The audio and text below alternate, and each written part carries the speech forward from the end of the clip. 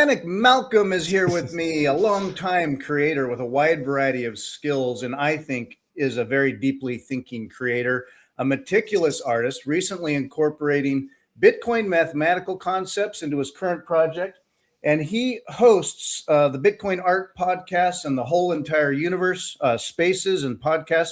You can find these anywhere you might go to listen. They're all over the place. Find them on X, YouTube, elsewhere. Just in the past year, he has made a strong entrance into the rapidly growing world of Bitcoin imagery with exhibitions at Lugano Plan B, the Bitcoin conference in Vegas, adopting Bitcoin in El Salvador. His work is really getting out there. He was classically trained in London. He later made his home in Reykjavík in Iceland, focused on musical projects, which we'll talk about, and shall we say, urban artistic endeavors. When he found Bitcoin, his focus shifted with a new kind of clarity, renewed purpose, both in his art and his life, refusing to settle for the status quo. And he now lives with his wife, Una, also a creator, children and mountains in central Italy. So he's featured in the Genesis edition of the Bitcoin Art magazine. Now he is working on painting many ridiculously intricate little balls in perspective, a project titled The Whole Entire Universe, which we will talk about. So welcome, Anik. Thank you so much. It's nuts to hear it all like summarized like that. It's kind of funny. As you get older, and I do this too. When you get older and you feel like you have these past lives, you look back on eras of your life, and now that you're married, you're a little more settled, or you have kids, and your life stages, you look back on it, you're like, did I really do all that? Or right, like I'm a different person now. It's nuts, isn't it? Yeah, there's definitely a number of chapters so far, man. But this one's the best one by far, easily, I would say. Awesome. Yeah, I saw you posted some various. You're documenting your process as you go, bit by bit. Yeah. Lately, it's been the detail work, all the fine little precision. So do you want to talk about that first, the Whole Entire Universe project? Yeah, I mean, it's quite a big question. I'll just take it from the beginning. I mean, as you said, I'd only really started in the whole in the Bitcoin art world just short over a year ago, and I was working on that two paintings of the Buy Bitcoin sign, right? Which I showed in Vegas. And I was sitting while I was painting this, I was sitting with my wife, and we've collaborated on many things over the years. And I was just like, I would love to do something showing 21 million of something, right? Just because it's a number we deal with so much, and it's like something that is kind of hard to fathom, And so I just wanted to show it, right? This was the idea. And she just instantly shoots back. She's like, a cube of 21 million beads. And I'm like, that's perfect, because cubes, we have them all over the place in Bitcoin imagery, and beads, also like one of the first forms of methods of exchange, right? Shells and beads and this kind of thing. She does bead work as well, I believe. She does, yeah. She's really good. She does amazing things, and hopefully she'll be selling in the Bitcoin art world soon as well. Like, I'm very much encouraging her. Cool. But anyway, and so I was like, yeah, a cube of beads sounds great, and like instantly start like, okay, how can we do this? And obviously 21 million doesn't go into a cube neatly, and so I started working out how it would work, and in so doing, I found like this absolutely like incredible mathematical symmetry within this 21 million number, which I'm no mathematician. I like numbers, but I'm not a mathematician by any means. And this just like shocked me that there was this. And I asked around a little bit, like, has anyone heard of this before? And no one had. And it's just been so, like, to me, it's so mystical in a way, like some kind of hidden symmetry within that number, which was probably not intentional, but and I just really want someone else, hopefully, to see what the implications of that could be, and to take it further, even, hopefully. Yeah, you started doing the math where you want to take that number and translate it to something tangible, but then how does that fit And you made a cool video just recently, which I could Yeah. throw up here, just to play. Where did I have it here? Here we go.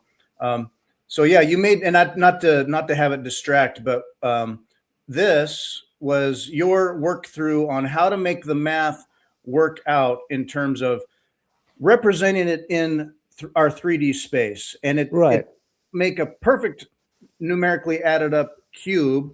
But then you found that when you subtract the difference from the different sides, that was very symmetric and worked out perfectly. Yeah, like and also including numbers that are very common within the Bitcoin world, like 256, and like even like from each side, I removed 4096, which is twice 2000 and 58, right? Which is the number of seed phrase words, and just like it's riddled with all of these little kind of like Easter eggs, which were just there, that no one had discovered before. And this is why I was so mind blown by it, because it was like it kind of hints at some deeper meaning, which I have yet to fathom, or someone else, Yeah. I think that at some level, and I'm not smart enough to maybe understand it, maybe there are high level mathematicians that say, oh, well, here's why that works. Here's the rules behind the math and all the things. Here's how it makes sense. Well, I was thinking that too. And so I did I did a deep dive on, using AI, fair enough, because it's involving numbers that are very hard to calculate and stuff. But it's like 21 million is the only round number that it works with until 1.34 billion. That's right. So it's like, it's very rare. Of all the numbers, 21 million is the first one that fits in this pattern. Yeah. And it's like the most random, rare thing. It's like even more rare than like big prime numbers. I mean, it's way out there. I know, it's insane. And if you like, and even if you take it like I did it, like only including round numbers like 100,000, 200,000, and then millions, like not just clunky numbers with, they needed lots of zeros in order to pass. And even so, it's only like 15 in 8 billion, numbers of even round numbers that this applies to, which is just insane, Yeah. I'm talking numbers again, like some geek, but I'm an artist actually. Oh, shit. Yeah, and I love it. So it's the magic of it in a way where even as you could say, well, it's math and there's reasons for it and stuff. It remains complicated and unique and rare, mystical enough. It's a kind of like tapping into the magic of it all, the magic of Bitcoin itself, how it works, all the details in it. The more you kind of go down rabbit holes and discover things, the more it can just blow your mind in terms of like, oh my goodness, this is like we can get into speculative theories about things, but Bitcoin and its creation being like a magical gift to humanity and what it means, we're still figuring it out. Absolutely. I was talking about this the other day on another one, like how many rabbit holes it presents us, and not about just Bitcoin itself, but the world at large, the universe at large, and this is why I was so fascinated by this discovery, by this project, enough to, I've been doing this now for this one project in various forms since like last summer, because I just find it so very beautiful. If nothing else, it's just a beautiful representation of Bitcoin. To me, it's like a still life of Bitcoin itself, presenting in such elegance, in such mathematical symmetry and beauty, And the work it takes to represent this stuff. I'm just going to throw up something real quick. This is a fairly a recent image of you're on your path. And, when it comes to art, it's something that it's easy to, I don't want to say easy, but you can have a lot of ideas and then you can say, how might I represent that? But then actually doing it can be very hard or a lot of work or very tedious even. And so you get into a mode where you wake up, you have your coffee, you shower, get something to eat, whatever, and then you're making dots for a while. And you know what? I really look forward to it. It's like if there's a day with interruptions of that, I'm just like, it wasn't a full day, man.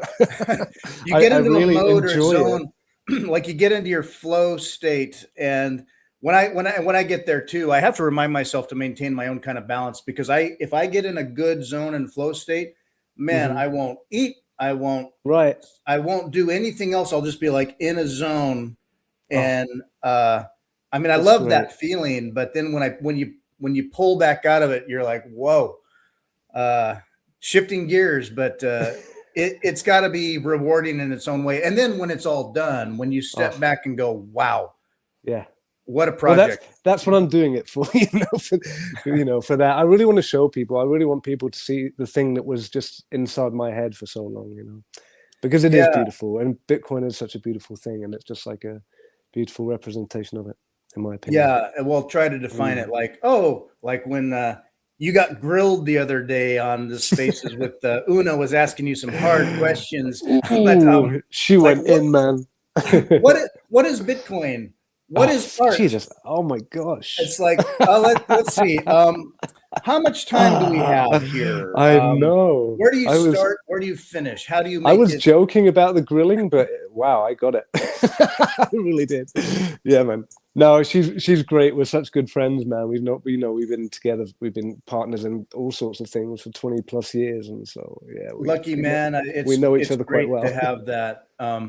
Biddy had a question here. Are you creating a pencil sketched of each dot to represent the 21 million and removing the excess for the 64 cube bits? So I think, yes, you're on the right track where, Yeah, yeah, go ahead. I did do actually two isometric drawings of the cube, which I presented in Lugano in October at Plan B there.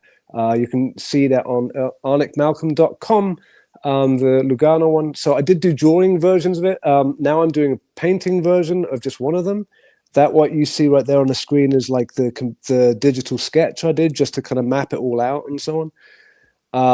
Yeah, there on the left, there's a Lugano one where you can see the pencil drawings. Those I presented at Lugano, which was super nice. So these were early concepts you did here, earlier Yeah, concepts. this was I started these in the summer and presented them in October at Plan B in Lugano, which was a super nice conference, like really nice. Awesome. Oh, there you go. There's the detail work. Yeah, there you can see. That's where I've removed. And see, I did like the surface beads as white, and then the layer underneath as black, so that you can see visually see where a layer was removed, as it were. Wow. Yeah. Yeah, it's a lot of work, and I will say, even well, so like a year ago, you Mm, were painting the buy Bitcoin sign, and which yeah. I could also find here. I have thrown up here, but where was it? Yeah. Anyway, so when I first saw that, I'm like, oh, he's like making a representation of that. When I saw the process you had to actually make that, Mm, you were painting and inking, drawing all the fine details, yeah. recreating it like from scratch Yeah, I mean with it's oil, right? completely, yeah, it's like every line is, true to the the highest resolution version of it I could find. But it's every line is correct. And so the Uh-huh. the idea with that was just because I have a little bit of history of doing like meticulously done like printed stuff kind of thing. Hmm. And the idea with this was because this sign, it was done so quickly, right? It was done in what, probably 10 seconds. But the fact that it could be presented there at that moment in time was thanks to many years of work, uncountable numbers of man hours and passion and labor that had gone up to making that one moment happen, right? So it's a very Hmm. quickly done sign, but it's representative of so much. And I wanted to remake that sign, giving it the work that it is representative of, right? Uh-huh. And I kind of like the size of it. I was kind of like, I wanted it to be representative of the growth in Bitcoin since that sign was made. And so I checked out market cap, I checked out price, I checked out hash rate, and it turned out that that market cap was exactly 1 meter. If I did that proportionally to the growth of market cap, the sign would be 1 meter in height and 1 meter 29 interesting. in width. Yeah. Huh. Yeah. Well, again, the detail work, when I saw how you made it here, like in this video, it hit me in terms of that's it. It can, what was initially something that you just imagine the guy had to, you're not allowed anything to go into that space while they're having their hearing or whatever. And Janet Yellen's testifying. You're allowed a notepad and a pen, and like maybe that's it, maybe your wallet or something. And so he gets in there, and while he's in the audience, just in the right spot, scribbles that out in like 30 seconds or a minute, and then is in the right spot to show it. And so, but from that sparked a lot of just inspirational things. And then now you recreating that took weeks, hours, months. Who knows? Yeah. It was probably about 1.5 months, because I did 2 of them. I did that one, and then I did the indent, as in the blank page behind underneath that shows the indents of the scribbling, which to me is kind of like, okay, you've bought Bitcoin. What's next? You know? What are you going to do with it? It's the blank page. It's what are you going to write on this? You know? And that piece was bought by the Bitcoin Museum in Nashville, and it's now on show there. Oh, cool. Yeah. So then there's the second the page behind it. Right. There's the first page, and I mean, and that's the thing, like page 2, well, the entire notebook, but auctioned off, it's like the rarity of owning such a thing. It becomes an icon. It'll be like sort of like the Genesis edition of the art magazine someday being in a display case in a museum. Listen to the man, act on it now. Get Future history, man. Genesis edition. Absolutely. I believe that. I really do believe that to be true, by the way. But yeah, I don't disagree. I mean, it's hard to fathom, weirdly, because when you enter it, or when you finally understand it, you think, I could have understood this earlier. I could have been ready, just whether through happenstance or luck or thinking the right way, whatever. You come across it and you feel late, like, oh, if only, and yet we are early. And I would say, as an artist, for artists out there feeling like, well, there's a lot out there. I've talked to other artists about this stuff, like Modio and Asanoa and stuff. It's sort of like, just go do something. Like, you're not late. You're only limited by your own sense of proof of work and conviction. Just go do. In the way that people speculate that that Bitcoin will engulf everything, and which I firmly believe. I think the same will happen for Bitcoin art. It will fully engulf the traditional art world, because to me that is so aimless. It's as nihilistic as the philosophy it comes from, the worldview it comes from, right? So it's got nothing. Actually, and Bitcoin art at the moment, I think, and you can already see it happening. There's some, like, people are moving towards it because they realize it is it's the most exciting art movement of the moment, and it's only going to get bigger and bigger and bigger. It's a wide open field. I mean, you and Asanoa and Kisa and others, Una, you're doing a great work by building these communities as well. Just the spaces alone where artists can join, be platformed, be heard, listen, and others listening can hear. It's this new energy, this new magic entering the space, where it's not it's not just the tech. It's not just what Bitcoin does. It's not number go up or money or store of value. The gestalt of even being bigger than all of that is our relationships, our community, our relationships with each other, and Bitcoin, but on this planet, and as humans, as far as empowering us. Like, what are we here to do on this earth? Is it go up? No, that's empowering, if you have your money together, but it's like, we have a certain amount of time on this earth. And so what are we doing? Bitcoin, what it did for me too, is stop and reevaluate kind of like what my time and energy and emotions were worth. And instead of grinding away and being like, well, this is just what I got to do. Now, granted, life is hard and you got to like be responsible and do stuff. And feeling your personal agency, or imagining like, okay, I'm not just stuck in a rut. What can I be doing with my finite time on this planet? So you get to express that more these days and through your art, and more artists can join in and add to that, which I find really exciting. Yeah.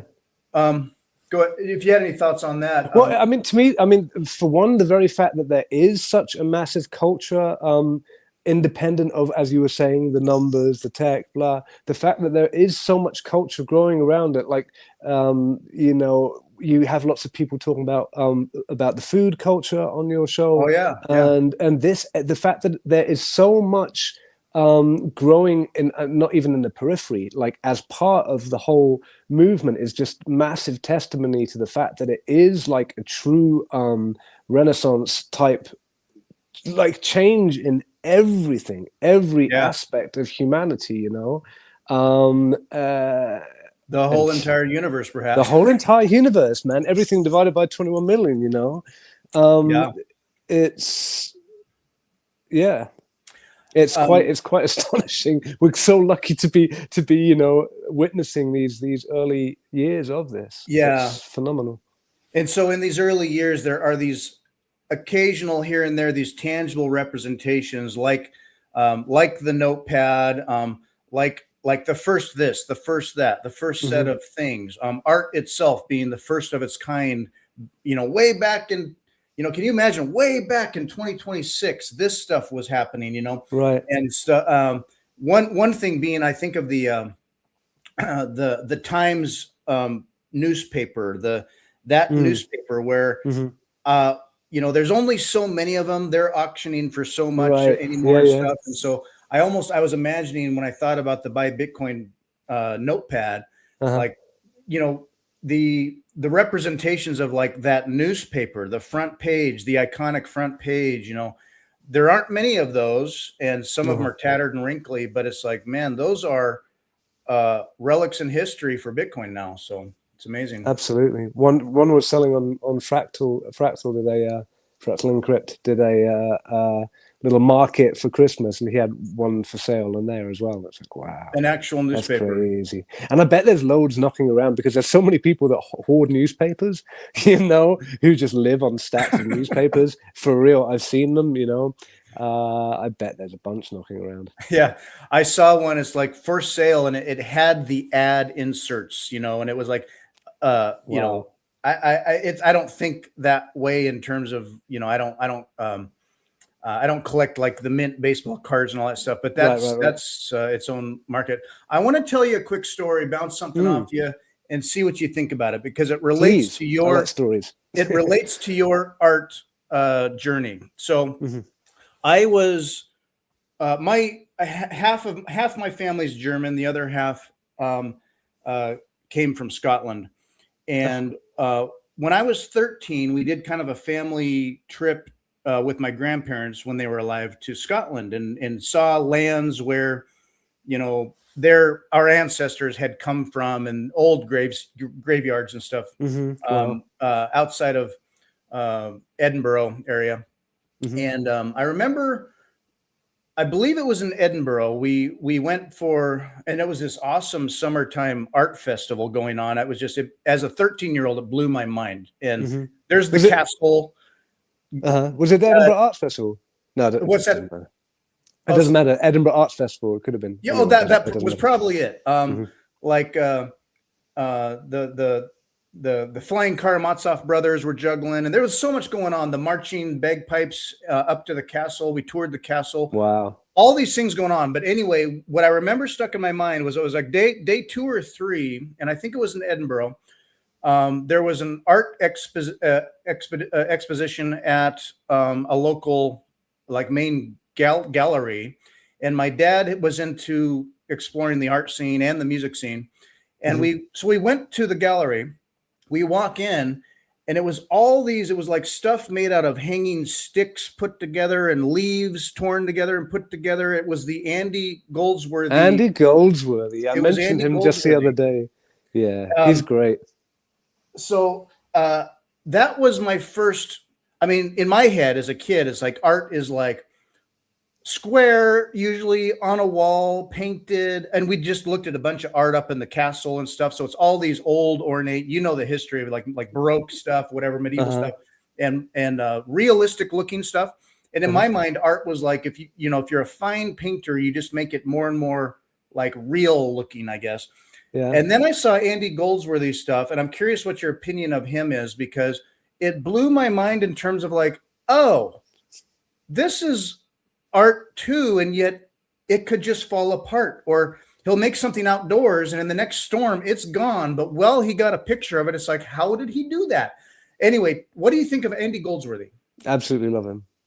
He was when Una asked me the other day on the interview she did with me, like, who's your favorite artist, which was another like huge question which I couldn't answer, but he was definitely one of the ones that came up. And when I was in art school and I came across him, I was like, there is no point anymore. It was like, to me, that was like at the time in my worldview and so on, that was like the pinnacle. And it was like, you can't top that. Like, why bother? It's So kind of I, like punk came and just blew off rock or something, or I don't it know. was just like, it's so like, it's, to me, there's so much poetry in what he does. It's so beautiful. Mhm. It's so like, how to put words to it. He just like, sculpts nature in such a beautiful way. It's amazingly, you want to say simple and yet elegant and natural, and just and it makes your brain think. You're like, how in the heck, did he do this stuff? Right. And it's grown over the years. I mean, he makes some big projects now. Also, Mm. glancing I at his haven't site, checked for a while, actually. well, I I should thought do. maybe, man, he's getting older. He's long retired or whatever. He is still this year cranking stuff out. So Yeah, artists don't retire. That's the thing. it's just your life. Yeah, they can't. It's just like pointless, Then it's like, what do you do with your day? You know, it's true. So so Andy Goldsworthy as say a juxtaposition in your worldview where you were so in Iceland had Hmm. a band Cryptochrome going. So that Hmm. was okay. Let's step back. So studied. Let's go back a chapter. Um, studied fine art in London. So you learned a lot academically about fine Mm. art and a variety of art. Hmm. Um, uh, went to Iceland, got into more music, producing Hmm. music. There was Cryptochrome and others. Your own EP. Hmm. So that the energy and the time of your life there, it's and to say you're fairly popular as well, particularly say in Iceland, but I had some traction there, and Mm. the energy behind what I see in those videos and the music there, and then comparing Andy Goldsworthy almost as kind of natural nihilism to it or something. Right. Did you went through changes in your mind of like what is real, what is authentic, what direction do I want to go in, and as you age or grow and mature that changes. So was that Mm. was that hard at times to seek your path? It's funny that you portray it like that, but to me, there's a very strong red thread, and it's all part of all branches of the same tree to me. Good. Like, okay, so I'll go back a few steps with you, and I will put myself when I was in London, and that was my first time properly living in a big city, right? And it was during the time when CCTV cameras were popping up everywhere, and I was documenting them like crazy, and like taking lots of photos of them and so on. And so Hmm. to me, Andy Goldsworthy at that time represented the opposite of this like Mordor that I saw in London. Same Surveillance word state almost. stuff, yeah. Yeah, exactly. And so like to me, that whole Andy Goldsworthy and going to Iceland were part of the same thing, in a way. It's this Oh. escape from Mordor. Hmm. Um, and I don't think it's a Get to coincidence that Rivendell. those two names are so similar, Mordor and London. Anyway, That's and interesting. the music that I was making in London, like particularly later, it was very it was dark and affected by that, and it was like it was very like social critical, very like political kind of stuff. Yeah. And then moving to Iceland was just like, the opposite of that. I had, kind of like, and Iceland's a very kind of like, it's good for a creative. At least it was at the time. Now it's Mhm. just become a tourist island. But at the Oh, time, it was very fresh and very exciting. And I really enjoyed the energy of the land itself. There's kind of like, volcanic, raw, moody. It will kill you. raw natural Literally, forces at kind work of here. thing. Yeah. Yeah, exactly. And so that I would kind of like very much. And so I think, I guess, like, and then so I did this cryptochrome project with Una, which has nothing to do with crypto, by the way. It's cryptochrome to me is a representation of like of unexplored human or untapped human potential. There's a whole story to that. But Yeah, anyway, and you can still find this on YouTube. I yeah, searched yeah, yeah, for, yeah, yeah, yeah. I had to Um, search for, you either search for Cryptochrome RVK or Cryptochrome Anik. I yeah, found it yeah, that yeah. way, but you've got videos up there. Exactly. Yeah, Yeah. yeah, yeah. And the most recent ones are then just like a few Bitcoin songs I did. Um, but where was I? Yeah, and so when I met Una, we just like very similar kind of vibe to many things, and we just started making very lo-fi music together actually. And then with we met my old producer from the band I had in London. He's from Germany because I lived in Germany as well. He came and joined us in Iceland, and he started producing for us. And then some like very pro producer kind of took over, and it went a bit nuts. But so this was that kind of energy, this kind Uh-huh. of like, but it was still this very idealistic kind of like yearning for a better world, and this is kind of like how we can do it, kind of thing. Hmm. This is before I knew of Bitcoin, right? Hmm. Um, and so yeah, And that's where you met Una. in You, Iceland, yeah. yeah. Awesome.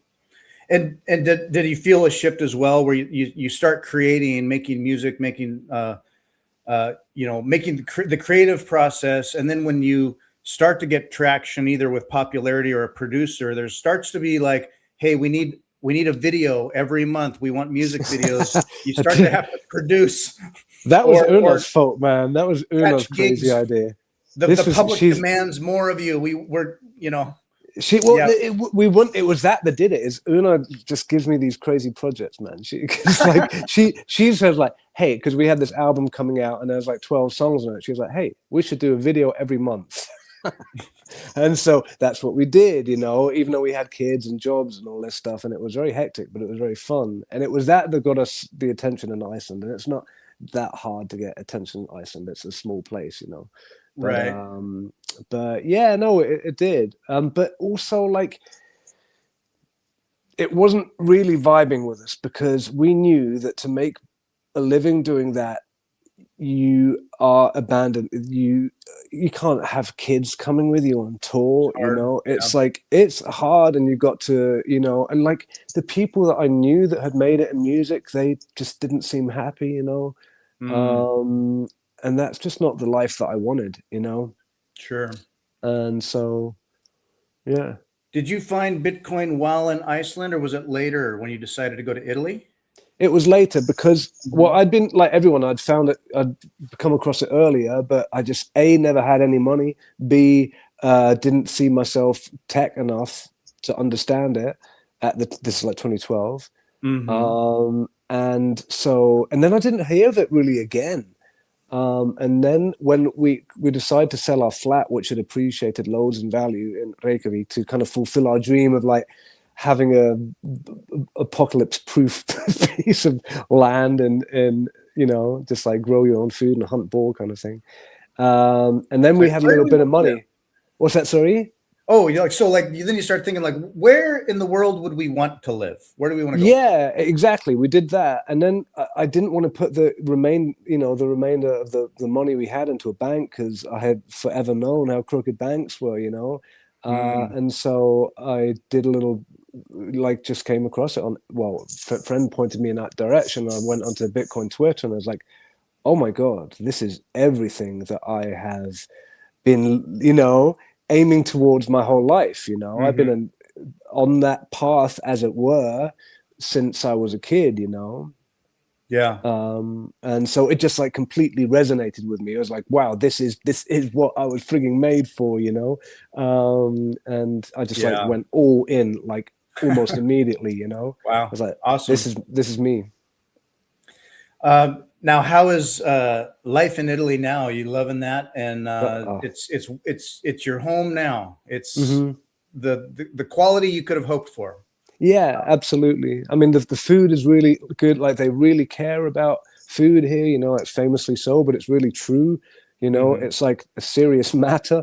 You can have arguments with people about ways of cooking things and stuff. You know, and so everything's very fresh. You know, we grow a lot of our, well, not a lot, but as much as we can. You know, it's a very different climate here to what we were used to in Iceland. And it's just like peaceful. We live outside a small town, and it's just super peaceful, and it's nice weather, and you can be outside a lot of the time, and it's just calm. You know, I live my little painter's life, and Una lives her little jeweler's life, and it's just ideal. We love And it. you can still go visit family or go visit Iceland, you know, Yeah, yeah, yeah. but Actually, like my mum and stepdad moved nearby because my mum's dad was originally Italian, but he died in the war, and so she never met him. But oh, she'd always had this affinity to Italy, so it was, and also I very much like kind of resonated with how people are here. It's like, oh wow, this is where I had this from. Like I'm quite a bubbly person, quite a um, enthusiastic person, and I, just see that a lot here as well. you Whereas in can Iceland, relate to people that. tend to be quite, yeah, very Yeah, much yeah, no. So the culture talking is with the compatible. hands.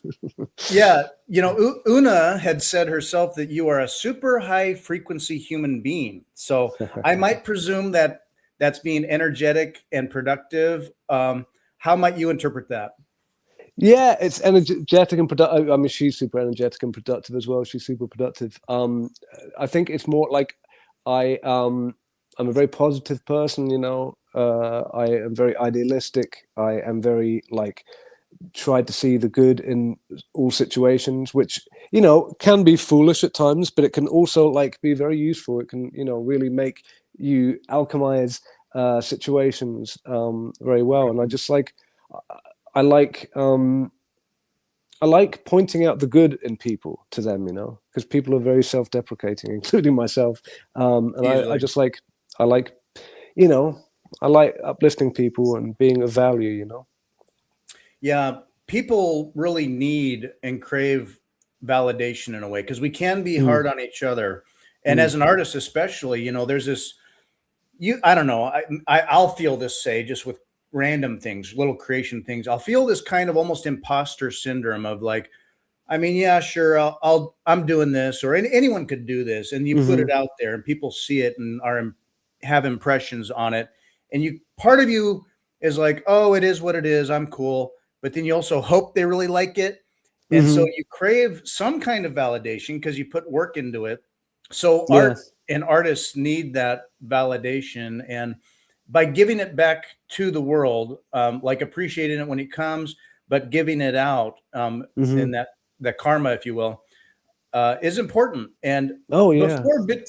before Bitcoin, I mean, and maybe like you, when kind of like that movie Children of Men, where it was like in my mind, it was like London or something, but it was like just this dark future of like, oh my gosh, surveillance state and all these things. Our minds can easily imagine these dark worlds or dark Right. paths or the bad news and stuff. We've been Uh, conditioned well. Yes. yeah, I mean, and it's easy. Like fear can just override and short circuit Mm-hmm. everything else, Yeah. and people feed on it or get addicted to it. Yeah. Bitcoin has given, and other things, my own work, but Bitcoin helped give me that push of hope and freedom with personal responsibility, but just like, oh, there's an open door to step through and not be stuck. And then by actually integrating that into my, where I give my energy, give my thoughts, Mm-hmm. it's like deliberately making it positive, keeping it positive. That's what I love about a lot of artists and Right. you is, like when you have guests on the spaces and whatever, and they might be nervous, they may be new, they may be just feeling it all out. and you assure them with positivity, like, this is all good, man. This is Right. good. Yeah, yeah. So I like that about Cool. Thank you. Well, I'm firmly of the opinion that humanity is like basically suffering multi-generational institutionalized PTSD, right? So I you. Oh don't yeah. believe that we actually know what true human nature is. So it's actually impossible to observe. And I actually have a nice example that I like citing as frequently as possible. Is like we're all brought up on this idea of human nature being essentially the Lord of the Flies, right? And this was kind of, I don't know if it's the same in America, but in England it definitely was that way. It was like, I this is read like we the read that book blueprint. in school. Yeah. Yeah, exactly. It's one of the ones that you kind of almost have to read at school. And we are imprinted with this idea that we will devolve into savagery as at the drop of a hat, right? And interestingly, though, and you can find the articles about it all over the place. So this book was written by an English school headmaster, and Right. anyone who's been to an English school knows what that means. And Hey, teacher, leave those kids especially, alone. yeah, exactly, especially in those times. So this is a little bit kind of like his sick fantasy or whatever, and he was probably some secret society dude. Anyway, it doesn't matter. You just Well, never it know. does matter actually. Yeah. But the interesting thing is, though, that simultaneously to this happening, God has a great way of like doing these things. This actually happened in real life. That there was a plane crash full of school kids on their way to somewhere, and the only survivors were the school kids. But instead of devolving into savagery, they did the exact opposite. Then they became like a community, everyone using their skills to help each other out. And when they were finally discovered, or eventually discovered, they had this full-on system going on. So Nice. that is human nature, right? Yes. And this is what I'm discovering so much in the Bitcoin art world in particular, because that's one that I know more than any of the others, is just this, symbiosis and everyone just like helping each other out and uplifting each other. And it's not this kind of like, if you're doing well, then I'm doing worse kind of thing. And, Right. back talking and all of this crap, it's like everyone's helping each other out and pushing each other and retweeting each other's stuff. And, there's a lot of just like mutual respect and, I've seen that too. right. Yeah. I love it. And maybe at some high level, powers that be are operating in this world of like a finite resource competitive capture political game, and that's how they've survived all these years. Because what it took to survive, I guess if we want to get deep here, you go back in human history, and like some of the people that persisted or survived through horrible stuff, or carried a lot of weight of a lot of things, whether that was battle or war or hard times or whatever. And it's like, and there are things I've learned about where, like, even in our genetics and things, trauma can be encoded into us, and that it takes time and even generations to like improve or heal or get past that.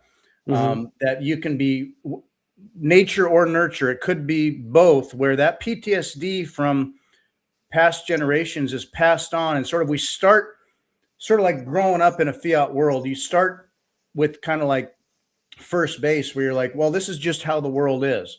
And you can remain stuck or make it work, or make it worse, or heal. Yeah, exactly. Contribute to the healing.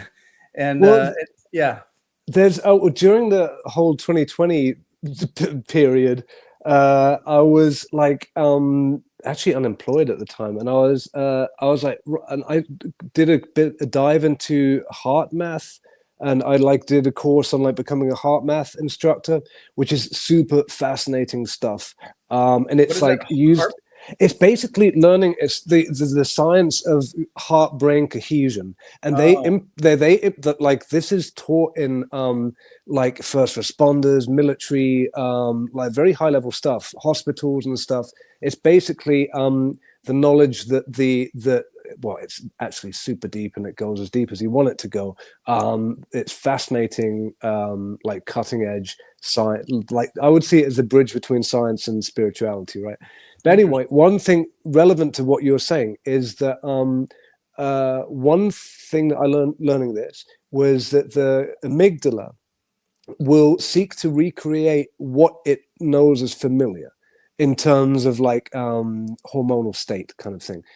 So if you perceive stress as being familiar, habitual, you will actually recreate it. You'll seek to recreate it, which is why you get people who kind of like will cause drama where there is none, right? Because it's what they are accustomed to. Like even something negative is still like a safe known space for some people. Yeah, exactly. And it's just why people who have like suffered abuse as kids will seek that out in partners and in future and so on, you know, because it's what they are used to. It's their safe space. Exactly. And we can very easily reprogram this and so on. But this, like, in a way, is partly surely why it's so different. Everyone experiences the same thing of like how impossible it is to orange people pill at times, because they don't want to believe that there is a better way out. They are so like entrapped in this mentality of just like, oh no, it's all shit and pointless, and we're all dying of climate change, right? Right. Yeah. And it takes a maverick, really. It takes a bit of an autistic maverick, sorry, to adopt Bitcoin in the first place, and which is the whole genius of like its whole mechanics, and it did encourage crazy maverick idealists to jump on in the beginning and empower them, you know. Bitcoin can pierce that veil and open the curtains and just be like, you know, let the sunshine in. People habitually, and I mean, maybe it's just pervasive. People often very easily, weirdly, identify with kind of this existential threat that's out there. Like for lack of other purpose, if you will, it at least there's that. Please, I'm still listening. Yeah, my cat is meowing at me. I'm still listening though. He just wants water. He wants water in his bowl. Yeah, no problem. Which is luckily right here. So, yeah. Okay. Yeah, you know, cats have their needs as well. So exactly. But so people relate to like these existential concerns, which it's sort of like, have you ever experienced this? Have you ever seen this? Has it affected your life directly? No, but there are these belief systems, and religion can play this role as well. But it's sort of like being able to hang your hat on a sense of organization out of the a universe that is otherwise chaotic. So we like to have that structure. We don't like to we're just this tiny little floating bit of dust in this big swirling mass of a universe that is the whole entire universe. It's just bigger than your brain can really think of. It's too big. And there's this sort of like, what does all this mean? So something unfortunately negative or an existential concern kind of gives a sense of order or purpose, I guess, if you will. And replacing that, like instead of being at war with something all the time, like we're all in this together for reasons of emergency or austerity or whatever. It's like step through into what I think is very potentially a golden age that where things can get better and better and better. Yeah. And not to be stuck. No, absolutely. Absolutely. And some people will go into it kicking and screaming, right? But as they say in the science world, science progresses one funeral at a time. You know, I've heard that. Like in physics. What? Sorry. In physics, yeah. I think that quote came from a physicist. I don't know if it was Feynman or who said it, but just like when there were new math, new ideas about physics. And science can be like this in general, where there's these new ideas, but the old guard holds on to the old paradigm just to their death. Because it's our identity, right? Yeah. And it's and the only way that, I mean, sometimes you can't say things, you have to show them, right? And it's like the way that we will get this message through is just by example. You know, it's like wow, this guy is just living his purpose, and he's got a smile on his face most of the time, and he seems to have time on his hands, and can and do stuff like what, and this is how it's going. And we're going to be building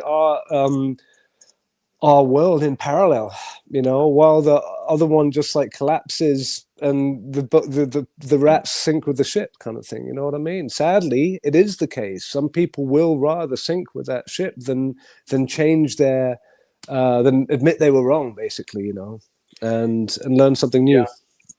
Yeah, the fiat world may just have to winnow down slowly, just over a long amount of time, and it may just take another generation or two to fully come to a new realization on having the Overton window fully shift away. It'll Absolutely take time. Meanwhile, well, I mean, especially because there's so many I've been forever looking into kind of like hidden suppressed technologies and all these kind of things, and suppressed human potential and this kind of stuff. There's so much that is waiting to have light shed on it, that it will, for most people, it will take generations to, unless they are forward thinking anyway and curious anyway, it will take them.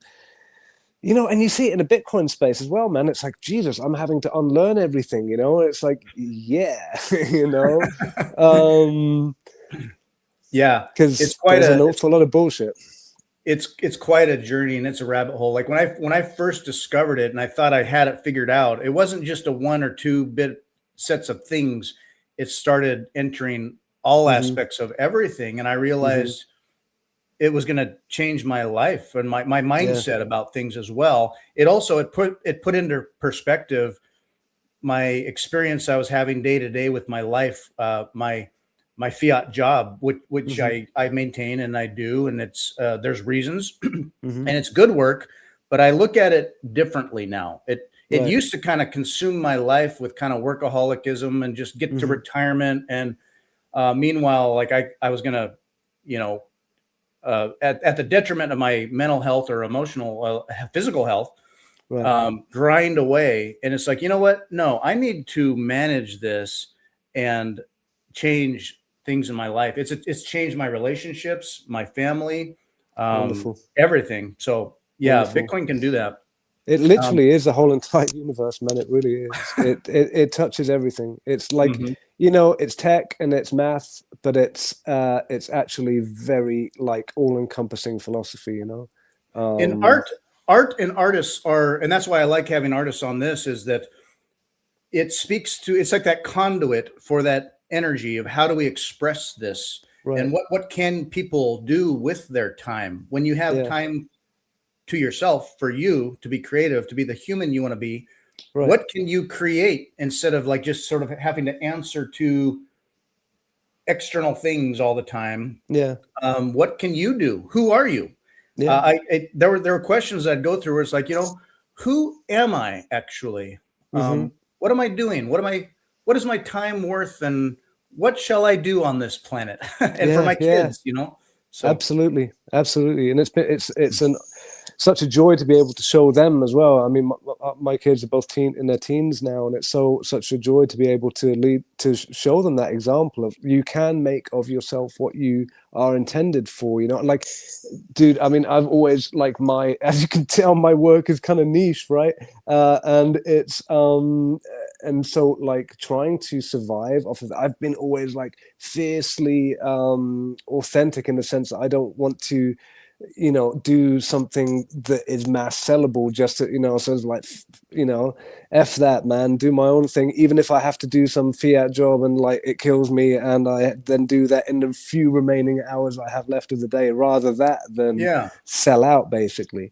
And so that was always a struggle. I've always worked shitty jobs just to pay for the habit, we've been there. And then and then now to be able to, that I'm doing, because as soon as I discovered Bitcoin art, it's like, wow, I'd given up on art a long time ago in a way, because it was also just like, it was just horrible. Right? Tell me about that, because I didn't want to bring it up. I didn't want to bring up something negative or focus on that. Okay. But you got kind of disillusioned after art school. and maybe Yeah. after music, but you were kind of like feeling like you want to stay authentic and Mhm. not settle for the status quo. But what was it that kind of got you disillusioned, do you think? Well, I think also it was like at the time, this was like early 2000s in London, and there was like this big movement of the what's it called again? The young British artists. Anyway, there was some movement and like the Damien Hirsts and all this stuff, and it was all just very nihilistic and kind of like just ugly, intentionally kind of like bad humans, intentionally just the narrative basically, and it's been and even like it's kind of public that the whole pop art movement in America was just like a CIA operation, you know, and it's There's like, that too.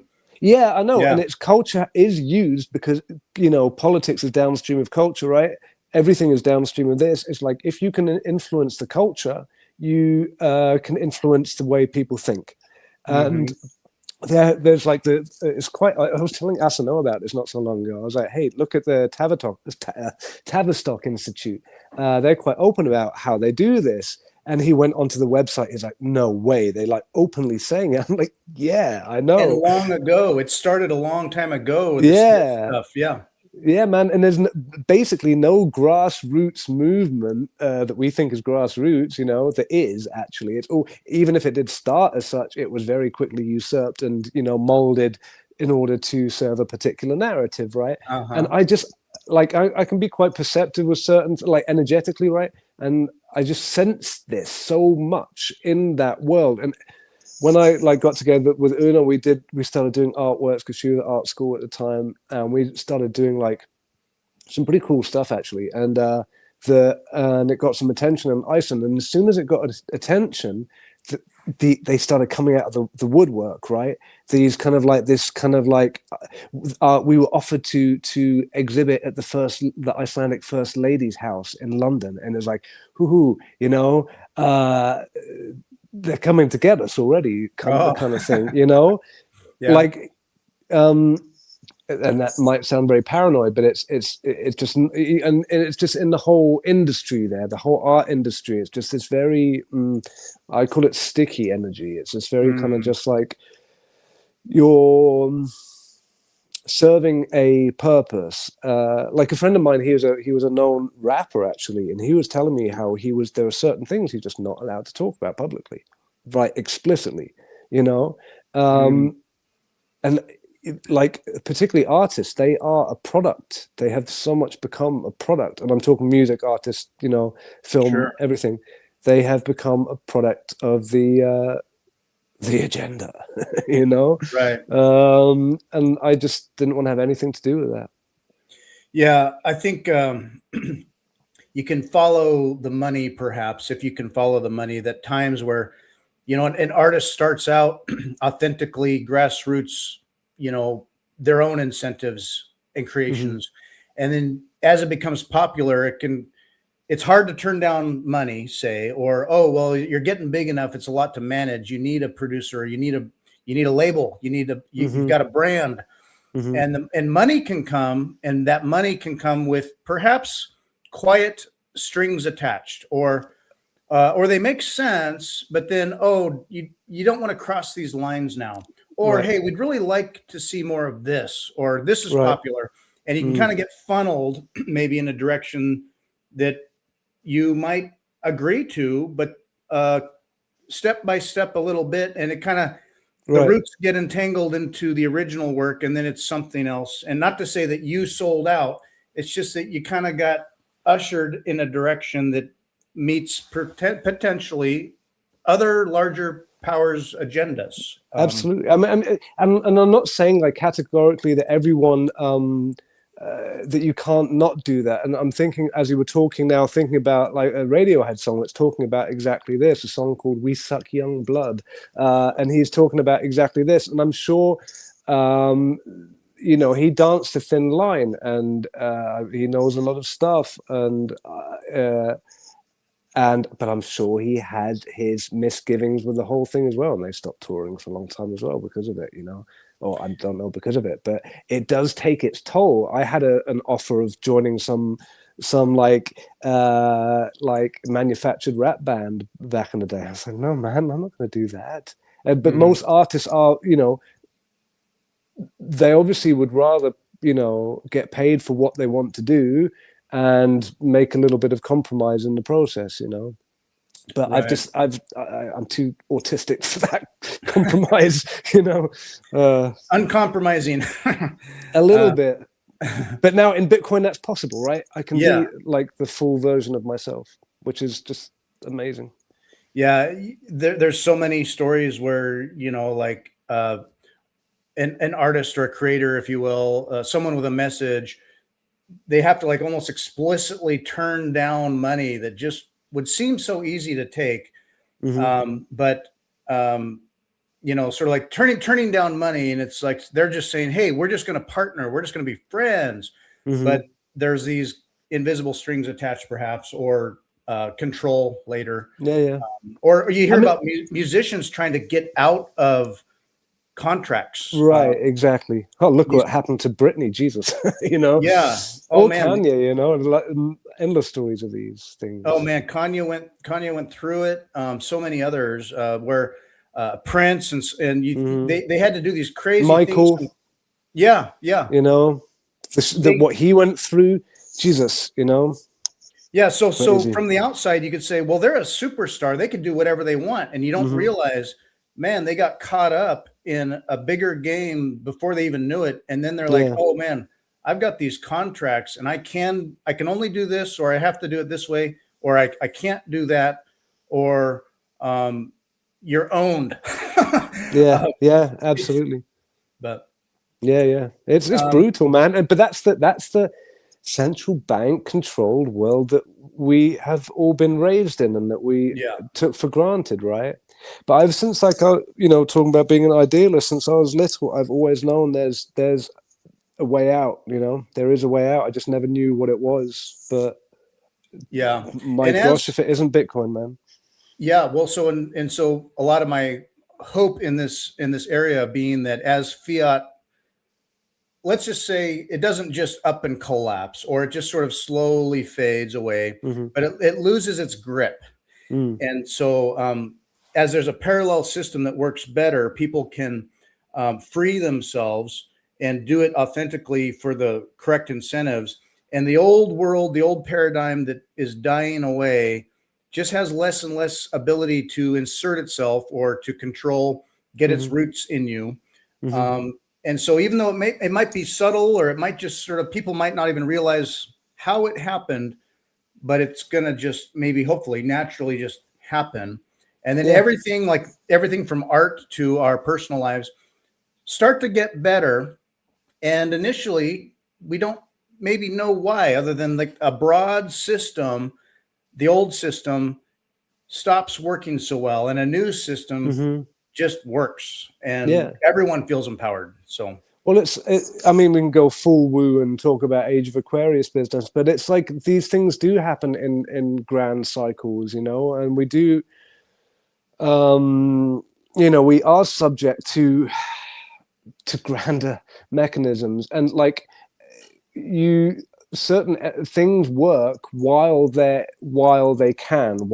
energy is resonant for that. But then there's the adage of nothing is as powerful as an idea whose time has come, right? And then we mhm. have the time has come for that, and this is why it's unstoppable. And of course, the traditional banking systems will do their best, as they are doing, to be a part of that ride, but it's only so possible, to an extent. There's, they're kind of like, as well as I'm not claiming to understand that world particularly well, and like the mechanisms of banking and so on, intricately, but it just seems like on a knowing how that does work with their fractional reserving and all of this Uh-huh. business, that it can't coexist with this. And even though they will try to let it do that insofar as they can, it's finite, I Yeah, believe. Yeah, I agree. And we catch glimpses of how the mechanics might work behind the scenes at times when, like when there's an emergency, like the financial crisis in 2008, and things just started to happen. And suddenly it was like, oh, they can just do that. Oh, that's how that can work. Oh, okay. Hmm. We didn't really Hmm. know that. Or more Hmm. recently, like in America, like, um, good, bad, or indifferent. So basically, politically, but digging into trying to audit agencies, departments Mm. of government, uh, uncovering fraud and waste and abuse, and finding millions and millions, hundreds of millions of dollars going to the most odd things that it's like, really, that cost $100 million to do this Right. overtly something innocuous and random in some random country, but like, why though? That's weird. And you get Right. to the Tavistock Institute, but there are many of these, whether it's NGOs or call it the CIA or what have Hmm. you. You realize that, and I think like USAID was one in America, but it's like, what is all this? And then you Right. see that money, you see the incentives, you see where, people all over the planet doing little things could be incentivized by that fiat, and it's those tentacles into the way people think, what Yeah. we find important. Hmm. It's control mechanisms. So Absolutely. I mean, Bitcoin it's does that. people kind of like people who advocate for the randomness of it all in the world. No, it's it's just it happens like this and it happens like that. They, it seems to me, have not had many run-ins with like true narcissistic or psychopathic people. And like as soon as you understand the way these type of people work, which is the majority of like the control system, right? You understand that they will do anything in order Oh, to subjugate and control, and they do they everything do to it. do that. They do it, of course, because it's like it's their nature, and we live in a system that is made by that kind of mindset and rewards that kind of mindset. You've got to be in the old fiat system. You've got to be cutthroat in order to make it. Hmm.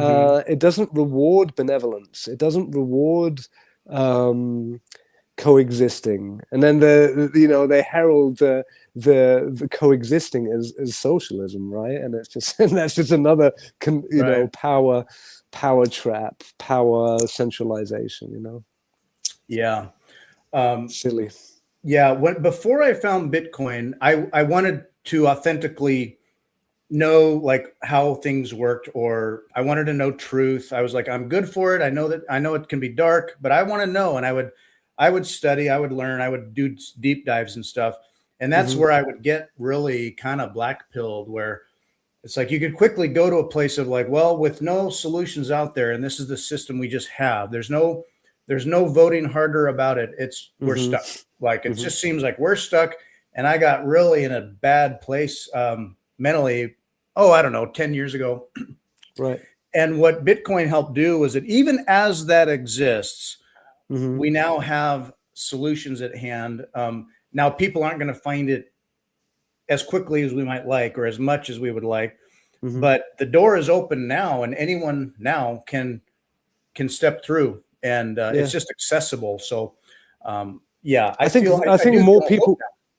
I think the more people live by that example, the more it will become obvious. And I think maybe we don't see it as much where we live because it's more, as in you and I, and the majority of our listeners probably because we live in a world where it's not so necessary yet, or at least not as apparently obviously necessary. But you see like the initiatives they're doing out, like how it's going, as Bitcoin adoption is going in Africa, and it's a completely different thing because that. they have to, They need because it.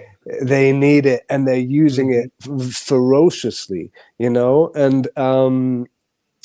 so that's a very good example to me of like it'll be adopted as it becomes necessary, and I think that necessity is happening faster and faster.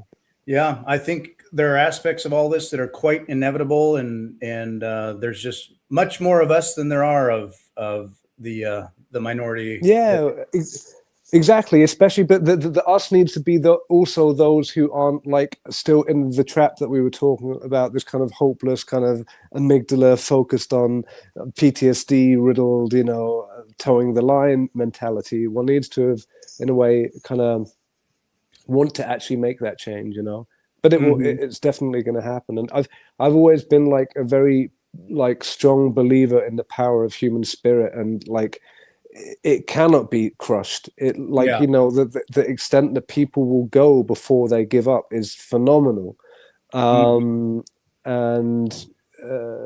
which you can see in like extreme circumstances and so on. But the human spirit is incredible, and the human desire for goodness, dark, the force of dark and light. It's literally that at the moment.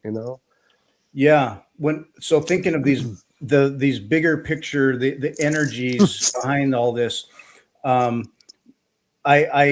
and if you're good for it, I like to entertain ideas that are even like esoteric or metaphysical, if you will. So Yes, the please. human spirit. Let's see. Quick random tangent. So there's a set of podcast things I would listen to on YouTube, the telepathy tapes. And if you heard of if you haven't heard of the telepathy tapes, it's like some studies done on autistic kids who are not their mind and body is disconnected in various ways. So I mean, there's with extreme forms of autism, they don't have control of their bodies, they can't verbalize, but their brains are working busily. And studies, even old way back at MIT, there were studies about some of this stuff. So it gets into realms of telepathy, being able to sense and know things, you'd say like on another dimension, where people, so say some of these autistic kids who didn't have physical senses under control and their brain had found other ways to connect and know the world, and that they could know and see and communicate in ways that would seem completely impossible or completely metaphysical. The science would show that they can very much do this. Some of these people, they're not in their bodies, and yet their consciousness, not being trapped, exists transiently. Have you ever? Your dude, man. Your tap. Shall I open that one? Shall I open that suitcase, man? Well, so some people are like, it's a little woo-woo, but dude, I love these ideas. this is my home. This is my home ground, man. So awesome. So our spirit, if you will, like there's this idea that like we're not human bodies that have occasional spiritual experiences, but we are spiritual entities that are having a human experience right now. Yeah. I get so used to meat space and just functioning and operating and just being capable and aware. And I'm not good, say at like meditation and things like that. But I think the human potential is so much beyond what is just in our physical space. What do you think about all that? Dude, man, where do you want me to start? Well, I'm glad we got here. I was kind of like phrasing how I'm going to launch this one while you were talking there a little bit. Do you know of Cliff High? He's an interesting guy. He's a Bitcoiner as well, actually. Cliff High. Interesting. He's very out there. Did he do like he had a computer that was looking at a whole bunch of news all over the world, and he would distill that into patterns? Yeah, actually, this is like tying in a different way, not the way that I meant, but this is actually precognisance, right? What he did, just like as a oh, nice one, man. Tay22, this is a great discussion. I'm glad. We're about to launch. He discovered this thing, and this is tying into Terence McKenna stuff as well. That events cause ripples. Like for instance, 9/11. We're still talking about it. Massive ripples in time. The bigger the event, the longer in afterwards it's going to be spoken about, right? And the bigger the ripples, the more in advance they are sensed as well. So, and this ties actually into heart math as well that I was talking about earlier. That got me thinking about it. Yeah. Okay. And so he devised a thing where Cliff High now, realized that people, because he's a programmer, he's a linguist, all sorts, that people pre-sense events, or we are telepathic, right? Mm-hmm. As a normal human function, but we haven't been taught this, but we express it through subconsciously through the language that we use. So he developed a thing, a web bot scraper, that would analyze language being used on the internet and look for patterns in words that were being more frequently used, right? And Uh-huh. kind of like alluding to things that could be on the horizon. His hit rate isn't 100%, nowhere near it, but he has had some very significant hits, and it's super interesting. But the reason I mentioned him, and he's a Bitcoiner as well, the reason I mentioned him is that he refers to our paradigm of science as gritology, as in it's matter that creates consciousness, rather than the reverse, which I believe in, that consciousness creates matter, i.e., in the beginning was the word, so to Mm-hmm. speak, right? That it's frequency first, and that creates matter. And so, from this point of view, it's not about what the consciousness we are creating; it's the consciousness that we are accessing, right? I see. It's not something that we are that we are basically, we live in a super frequency that, and it's full of information. And this is where like the heart math thing comes into it. They've done some super interesting stuff. They've got their like normie level things of like working with hospitals and the military and stuff, but then they go because their discoveries and what they're doing is just like incredibly illuminating on like what humans do. Mm-hmm. And for instance, they'll measure like how people's heart, because like they see the heart, or I particularly also see the heart as like a frequency emitter and a frequency decoder or transmitter, like receiver, right? And that we are through, because it's like each heartbeat gives like intricate, like each beat, it's like a frequency, right? Like a waveform, and each beat has encoded information in it, and we are constantly radiating and receiving information to the world around us, and we pick up on these things. We like, the feeling when someone comes into a room and they're in a bad mood, you can pick up on it. They don't need to say a thing, you can instantly sense it. Like our heart brain system, it's like an antenna that can both transmit and receive, Yes, connecting to something. absolutely. And like one super interesting thing, I'm doing going on a bit of a tangent here, but they, for instance, discovered one of their research was they would put subjects in front of a computer screen. They would do this all around the world. They've done many times, and they would flash random imagery, evocative imagery, some violent, some erotic, whatever, that would elicit a reaction. And they found that on average, the human heart responded to the imagery 5 seconds in advance of the image being shown, which is nuts. Mm-hmm. And they're just like, oh man, I kind of got lost a little bit in various tangents on this one, but yeah, there's just so much to like what is, un, untapped knowledge and human potential in this field. So on the a dark view and all that could be like, and there's scientific sort of physical evidences that like, okay, well, this could be a simulation. You could say like, okay, the holographic universe theory, where there is a broader dimensional thing going on, and what we experience in this frequency, if you will, is sort of a intersection of energy that creates this world in meat space, but that the broader picture is something much larger. People could say, oh, it's like this, we live in a simulation. That's kind of like nihilistic and dark. In a more positive tone, it could be like, no, we are we are part of this. We're having this experience, yeah, in a dimension here, but what surrounds us and that we can connect with isn't I don't want to say it's mechanical, but it's energy, it's love. There are good and negative energies flowing around, Hmm. but like in the telepathy tapes, they hint at many things that there's something very largely loving and positive about it all that Right. like would seem that this matters. This Hmm.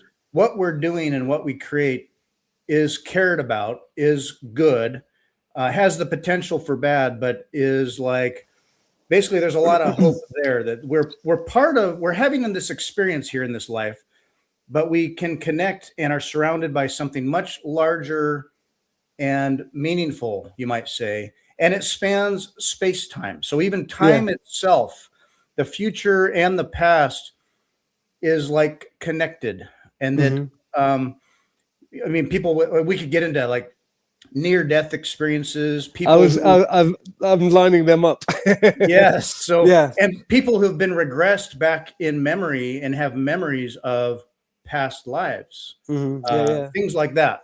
Um, Well, the reason I was thinking of NDEs right now was because while you were talking about this nihilistic simulation thing, my mind was scrambling for contrary proof or proof of the fact that there is a benevolence, right?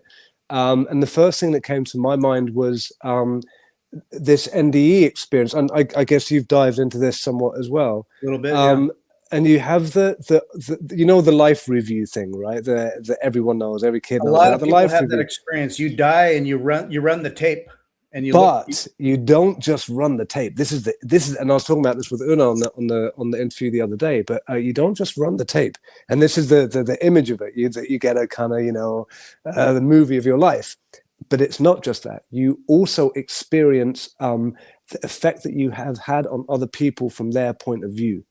Right. Mhm. So every good act you've done, or not every bit, the good acts you've done, the bad acts you've done, and how that made the recipient feel. And it's that thing, that experience that has made people a changed person once they come back. It's like this, oh my God, I've been such a dick, or, Yeah, yeah. and that to me, what came to my mind just now of as an example of, if it is a simulation, then it's of use to live it well. We are being encouraged to do as best we can in that simulation, and we get rewarded for it, in our own life experience. Yeah, and So it's like increasing our capability to not just be self-aware, but aware of our part and role in everything, and feel connected to that with other people or our impact right. in the world. And it's a really interesting thing that you die and you play back your tape. Here's all the things you did. Hmm. It's not a narcissistic, self-absorbed thing. It's like what was your impact and the waves that you created Right. in everything for other people, Yeah. particularly. Yeah. It's really interesting, Yeah. and It's it's a super growth interesting. process. What's that? Sorry. It's a growth process. So it's Yeah. healing and improving and getting better, Hmm. and it's positive. It has a very good positive energy at its core. It feels like. Right. I mean, yeah, you can, Una and I have conversations about this all the time, and it's like to us that, like, if you talk about the force of good and evil, good is growth, good is life. It's wanting to improve, it's wanting to learn, to become better. Whereas the opposite of that is just inertia. It's just absence. It's just tends towards collapse and destruction and yeah, Hmm. annihilation, basically Hmm. nihilism, nothingness. You know. Yeah, yeah. I grew up in a fairly secular household and didn't have a flavor of religion, say. Hmm. And so I would approach things really very scientifically, a mechanical universe, and it could feel Hmm. kind of nihilistic or, Hmm. like I don't just believe stuff. Hmm. But Yeah. more Yeah. and more science is showing us things about the nature of physics or the universe that Right. are at least hinting, if not kind of like, try not to ignore it at this point, but that Hmm. there is something much larger and supernatural to spiritually divine, if you will. Right. And so it's it's very positive, a lot of hope. So even as I don't hang my hat on a particular religion per se, Mm-hmm. I have a lot of open-minded, good feeling about that. This is not just what it is, and not to get Right. stuck in a rut, but that we are connected in ways that we don't even really know. Yeah, no, absolutely.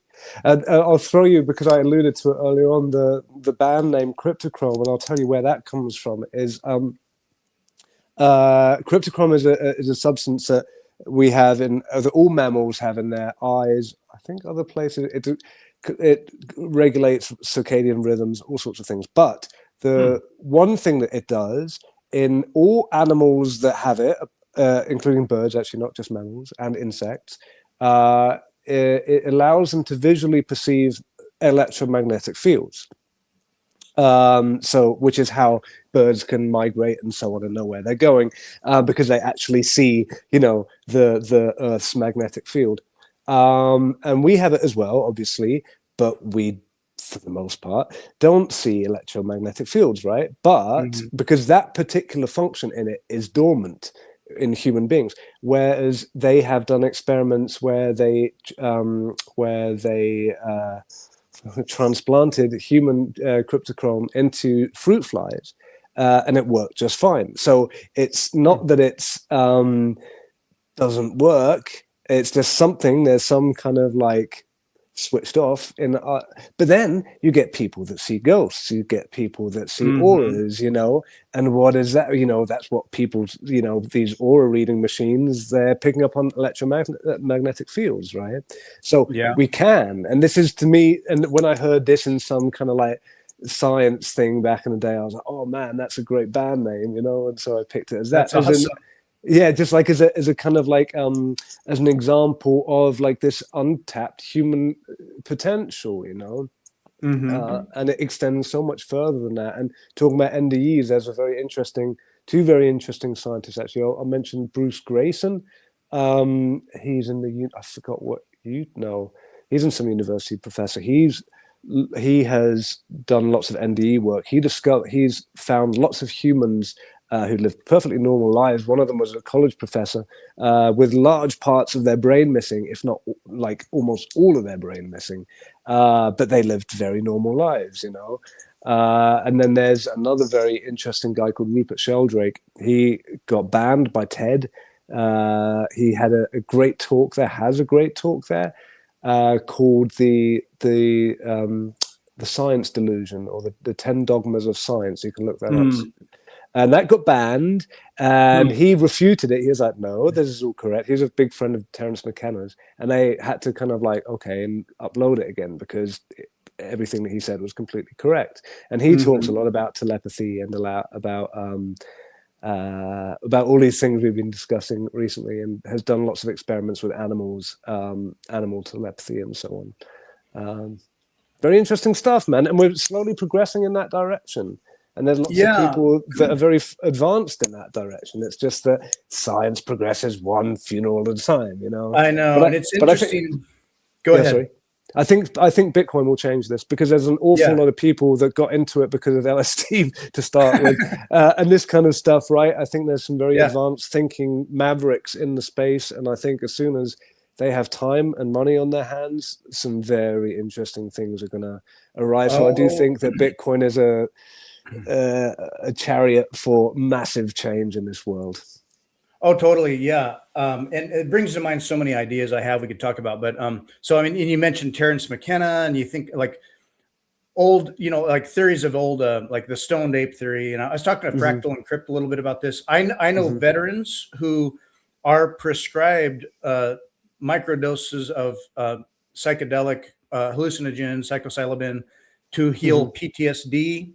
Right. And then that tools like that could and do unlock creative processes, but also things that our brain otherwise doesn't, or self-induced can't access.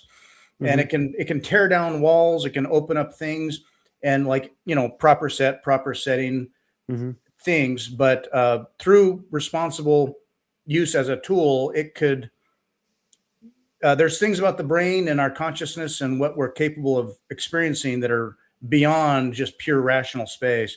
So there's that whole area. The psychonaut thing. You Yeah. think of like DMT, for example, and I am not experienced in this stuff by any means, but Likewise, not on that one, sadly. yeah, you hear about DMT and that different people will have a very similar shared environment with entities and things. And it's like, what is that? What is Yeah, I'm that? fascinated. It's odd it hasn't come across my path yet, but yeah. So when I first started thinking about this, probably 25 years ago, I stumbled across a book by Michael Newton, who it was a book called Journey of Souls. And he was a psychiatrist who would provide counseling to people and often, healing cognitive emotional trauma, sometimes related to physical injury or pain. And he would do counseling, and then he would step into meditation and even hypnotism and step back to find, like, what is the root cause of this trauma and pain? Like an old memory, an old experience. Something happens and your mind buries it away subconsciously and puts it in a lockbox. Right. And then you're not, it's not in your mind, but it's there causing trauma or pain. And with some clients, he started to find that he would do regressive stuff and he would go through their life and just couldn't find anything in their life that was the origin of that. Right. And so he would step back further and just say, what is the earliest point of time where you remember having this feeling or experiencing this injury? And some of these clients started going back to past lives. Right. So, and that was like, wow, like whether you just overtly believe it or not, it hinted at something there that maybe what our spirit is and how we interact with the world is much more than this experience we're having right now. Well, my name Anik was, I named myself that. I was adamant that I was called Anik when I was just old enough to talk. So, where's that come from? Interesting. No, I'm a very firm believer in that particular thing. Absolutely. I wanted to ask if you ever had experiences yourself or senses about it. Like I'm not about really what in particular. Well, see, I'm not really perceptive, I'd say, when it comes to, so like people who will have experiences like ghosts or supernatural things. We could get into UAPs if you would, or I'm not so well versed on that one, actually. That's not been a big field of mine. Yeah, I just hear about stuff like, oh, what is this? What is that? And like, we don't know. But like, I don't have a lot of personal experience with it, or even if I sit and try or think about it, I don't sense a lot that way. But then other people, can or do. And I just wondered if you ever have those senses about something spiritual matters, or okay, I think maybe this is what you're getting at. I went through a period of meditation, trying to get into it. Wasn't doing very well, and I kind of like stuck at it. And a friend of mine, he was kind of like, kind of helping me out, but wasn't really working. And one day I just like got in this, I used to be a skateboarder, and you would get like this moment where you lock into a wheelie and it would just be perfect. And there's like this magic happens and you're just locked in and you're in perfect balance. And I had this in this meditation space where it was like thoughts were gone and it was just gray, and it was just like this beautiful emptiness, right, for like the full session. And I came out of that like, oh wow, I wasn't expecting that. That was, very positive. And then the next day I went into meditation kind of like, I not expecting anything. It was like, I had that cool experience, whatever. And then because I was so relaxed about it, I went into, basically, I had an experience I used to have as a kid a lot, where I would see things that Carlos Castaneda mentions when I was falling asleep. And basically, my body became bigger and bigger until I was the whole the earth, and bigger and bigger and bigger until I was basically the whole universe, the whole entire universe in one breathing being.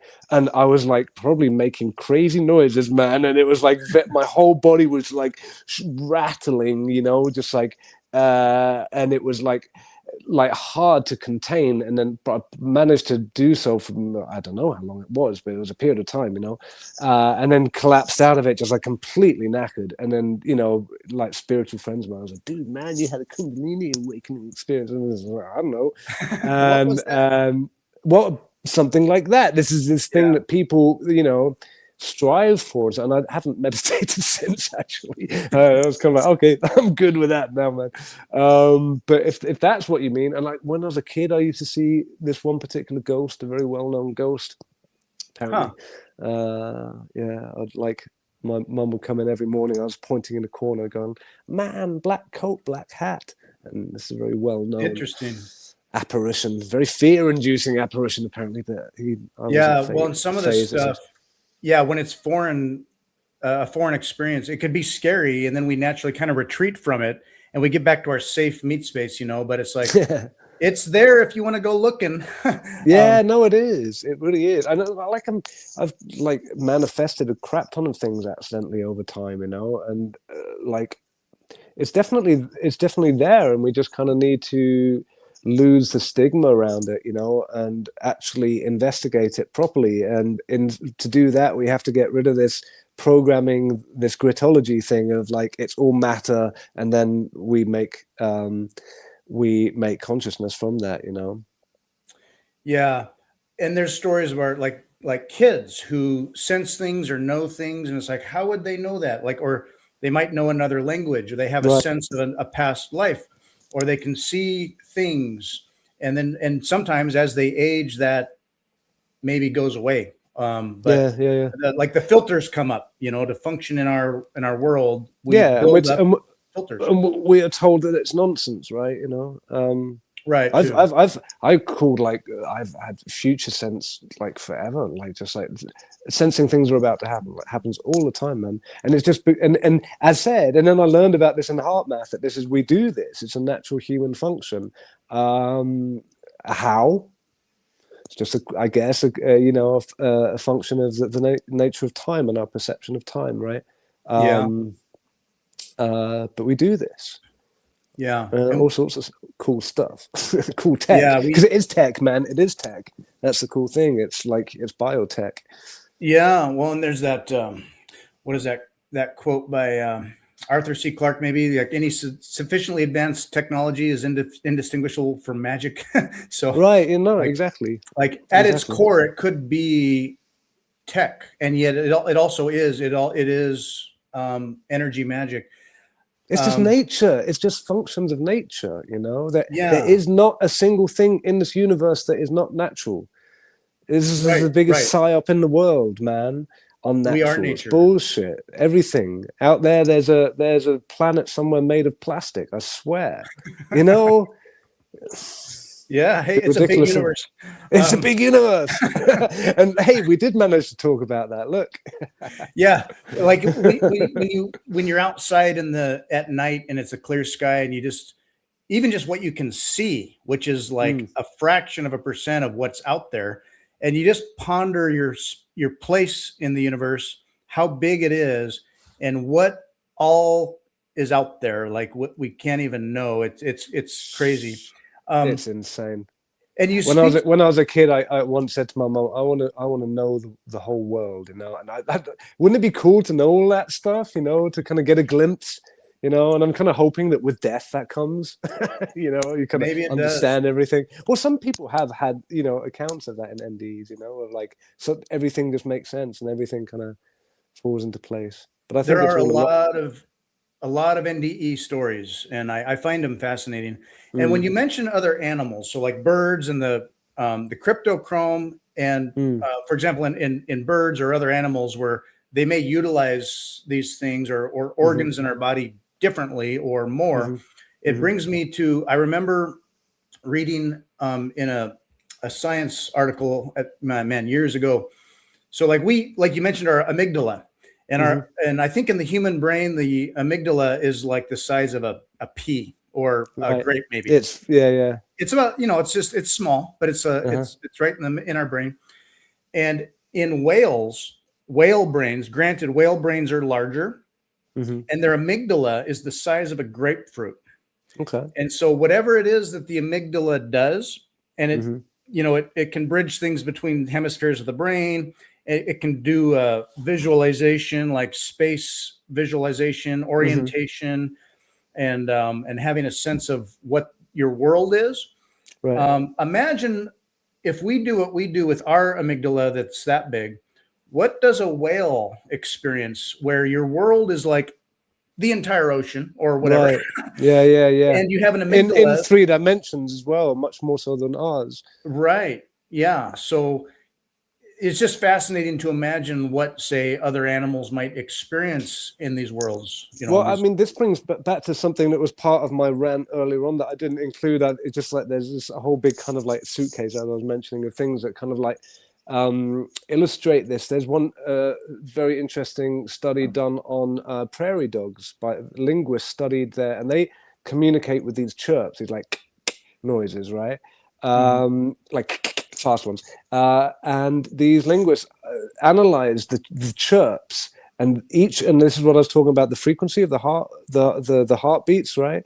Each of these chirps like expanded out. They analyze the waveform, and they contain like grammatical sentences, like there's someone coming from the left wearing yellow clothes, carrying a blue bag, in a click sound. And then and it's like, okay, and then you start hearing, this stuff it's like encoded within the frequency, and then you start thinking about bird song and so on, and Mhm. the amount of communication that we have no idea about. And then talking about whales as well, of course, their song is notorious, Right. and like there is just so much that Like what we we hear as a click or a certain bird song within that for the animals could be right. encoded a lot more Right. of I who mean, knows. we do it too, right? If you just like take the word "fuck," oh, sorry, YouTube man, Oh, it's or fine. whatever, Yeah, it's all good.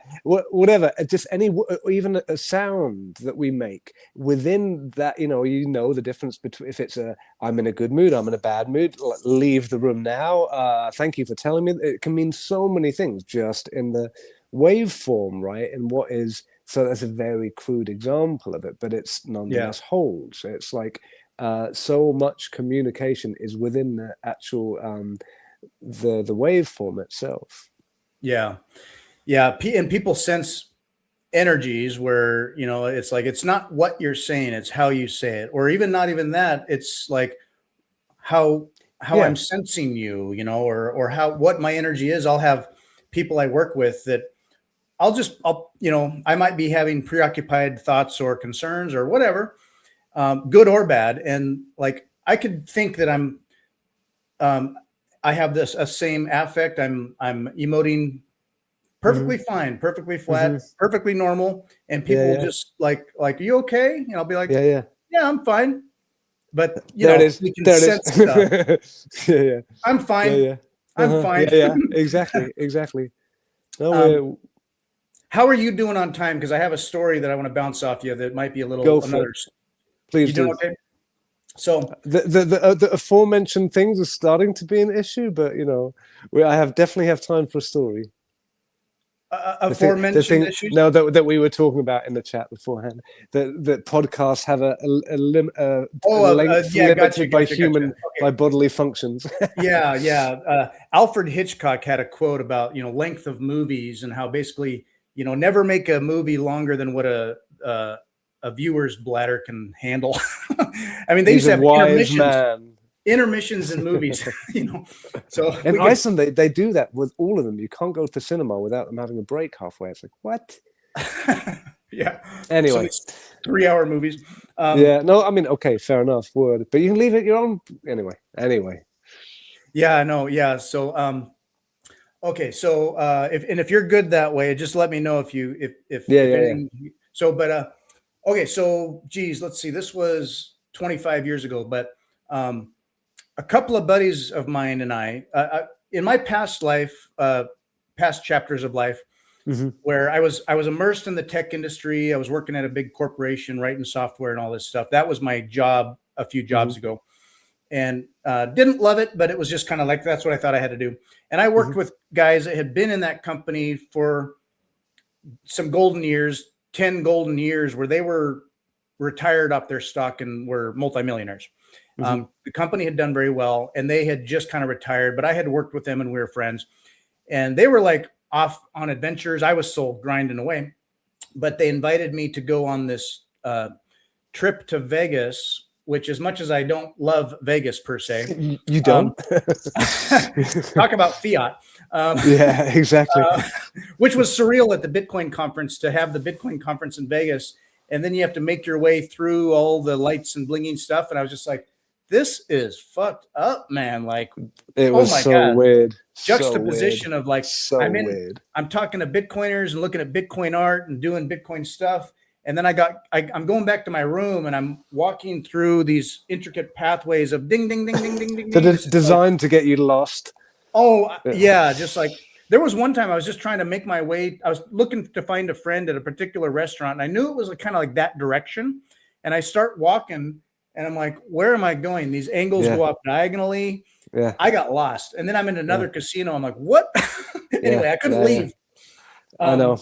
It's crazy. So we went to Vegas in order to go off-road to some areas, canyon lands around Lake Mead and petroglyph areas. So there were nice. Surrounding, so like south and east of Vegas are, I mean, talk about old native lands, the Hopi and Apache and indigenous peoples that lived off that land forever, long before there was a thing like Vegas. And they had trails that went for, across states. Right. Anyway, and they would seasonally move and all this stuff, lived in canyon lands, all this stuff. So there's petroglyphs in these canyons all around out there. And the geology is really cool. So we were going to go look at petroglyphs. And so we landed. I'm just going to paint a picture here. I don't want to make this a long story, but here's the context is we landed kind of like, say, 5 p.m., kind of towards the end of the day. It was October, and I think the sun was going to set around, at the time, close to 8:30, maybe 9 p.m. So we had a few hours there. We drove out to this canyon to go look at petroglyphs, which was just, 45 minutes away from Vegas, southeast. We went out to this canyon. We're hiking around, exploring. There's petroglyphs everywhere. Talk about just everywhere. And it's like, wow, there were people here long ago for hundreds, thousands of years making art on rock. And some of them were abstract. Some of them were stories or even markers, like language. Right. And you're just interpreting this. So we're out there. We were just looking at petroglyphs for a couple hours, walking around, hanging out. The sun starts to set. We kind of meet back up at the trailhead area. And the sun sets, it gets dark, the crickets start to come up, and we're just kind of chilling, hanging out, chatting about, the cool vibe going on. No drugs involved here. We're nerds. We're just nerds on a hiking trip. So it's dark now. The sun had set and it's now like dark and it's pitch black. And there was no moon. It was like new moon. So it's black. The crickets start making noise. There's stars out, and it's like, okay, we can hardly see. Let's make our way back to the truck. And it wasn't too far. It's like 100 yards away to the road. So we get up, we're walking together, we're kind of making our way. You can't see hardly a thing. And this was like, I can imagine. No flashlight, just a flip phone. And so as we're walking, I don't know, we're partway to the truck, we're just walking along. Crickets are just a buzz. It's like this going on, in the desert. And out of nowhere, no noise, no nothing. The entire landscape, as far as I could see, because there were hills in the far background, and I could see everything. Just for like 3 solid seconds, there was this flash of light. Everything was illuminated like bright white, light. Wow. And so initially my eyes are just like shocked, but I realized I was looking down like, oh, there's a bush, there's a cactus, there's my friend. And I look up and I can see the mountains in the distance, and everything just looked completely illuminated, like bright as day. Wow. And it was just lit up. And it was like, and we Wow. all stopped and we're standing there and it was just like, Nuts. what? And then it went out and the crickets had gone completely silent. It was eerie. It was totally silent. Wow. And so we're thrust into light and then the light went away and we're thrust into darkness. My eyes are adjusting and I can't see anything. I'm just like, Whoa. what? And we all stopped and we're standing there and we're like, what the hell just happened? So, wow. So we're like, let's get out of here. We get back to the truck. The truck won't start. It's dead. What? And we're like, uh-oh. And we sat there for a while. It wouldn't like no power, no click, no radio, no lights, just like it was dead. We open the hood, everything's connected. This is a new car, like a Suburban of some kind. And it's like, what the heck? The truck's dead. Get on the phone. Now, granted, we hadn't tried the phones, but there's no signal. The phone lit up, but it was like nothing. Okay, whatever. But we were like, for 15 minutes, we were stuck there, kind of getting panicked. Like, we're a ways out here. And it was like, holy crap. Anyway, it was really just like probably 15 minutes. Like the truck is not responding and we can't get out on the phone. And we're like, oh shit, like how much water do we have? Could we hike out? And so then like 15, 20 minutes passes. My buddy just absentmindedly like just tries the key again. And lo and behold, it just started right up. It was like everything was fine. Okay, so let's get out of here. So we drive back to the hotel, which again was like 45 minutes away. In my head, it might have been 10 o'clock, 10:30, given the sun had gone down. It was dark. We spent like an hour getting out of there. I get back to my health and we're just exhausted. Like I just felt, I'm sure. as we're going down the road, if you've ever seen a barn owl, or that, I think that's what it was, but let me, I'll just show you what I saw. Not to belabor this, but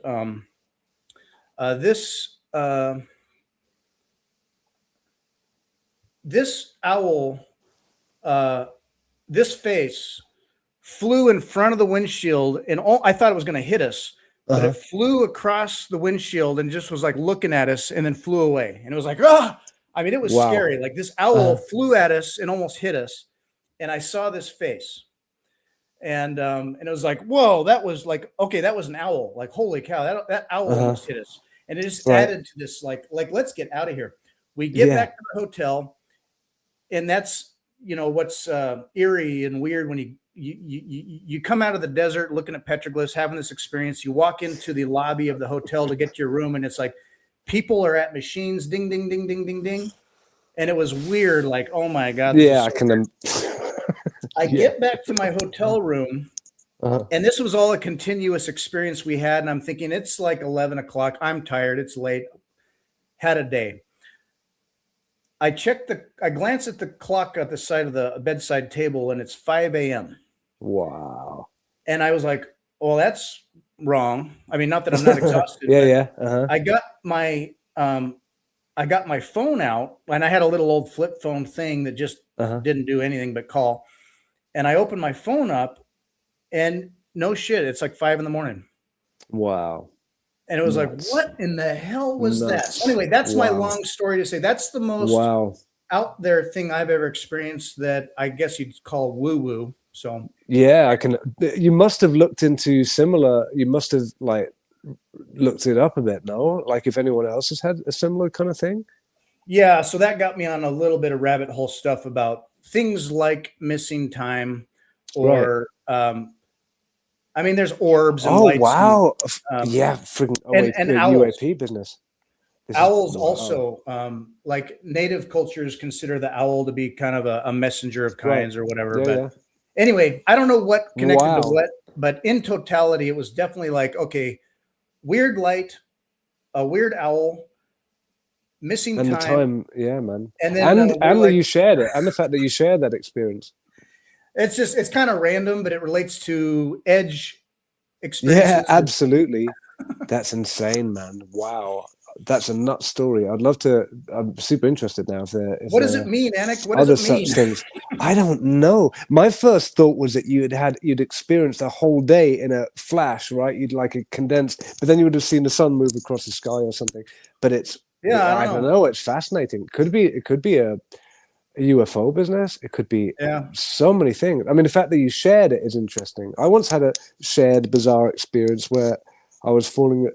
We'd been snowboarding in Iceland in the summer, and it doesn't get dark in the summer, and we were just like lying, camping outdoors, like under the stars, kind of thing. But no stars; it's daylight at nighttime, and I'm just kind of falling asleep, also completely sober, looking at this kind of like pyramid-shaped mountain not too far away, and I'm just like admiring this like aura around it in purple and green, very clear for the entirety of the time that I fell asleep, like or that I was, just like dozing off. A good half hour, I was just looking at it like, wow, that's dope. And then, and apparently, a very like straight, like very kind of business, very non-woo friend who was with me there. He said he was like, Anik, you'd never believe what I experienced there, and he'd seen exactly the same thing, which is kind of nuts. No idea what that was. But it also this kind of like shared kind of thing, but nowhere near what you had. And didn't. Well, That's insane, so man. to be honest, That's I have nuts. never told that story before because I mean, it doesn't Well, translate. A now lot it's of on the internet. yeah, right now it's out. Yeah, yeah. But I mean, there are people that like something like that maybe felt important. Like, who are you going to tell? What are they going to think of you? It's like, I are would you look into it, okay? man. Yeah, but I mean, you shared it with other people, right? Yeah. So that's super Um, interesting. I would look into it. I really would. I've Actually, I think wondered. I'd like to. Do you know my friend Red Tail Hawk, Red tail Bitcoiner? hawk. Yeah, he used to be on No. Twitter. He's only on. He's a very interesting dude, and he's been on a lot of interviews as well.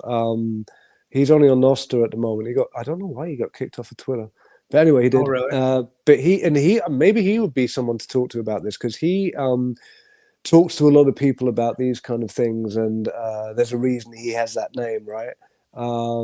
So I should maybe link you with him, man, because he could also be an interesting person to get on your show. Yeah. Super interesting guy. Anyway, but I'm because of that experience. well, and I'm curious. So just looking it up real quick. I don't know if it's one of these. Uh, maybe not. I don't know. Yeah, connect me No, to no, no, him. no. Yeah, yeah, I will do. I will do. Oh, are you on Nostr? Yeah. Nostr Yeah, as of well. course you are. Yeah, yeah, of course. You were posting it there today, of course. Yeah, cool. All right, then. I'll put you in touch because he Yeah. might have insights onto that beyond mine. I just paint dots all day. I haven't gone on a deep dive on anything for quite a while now, actually.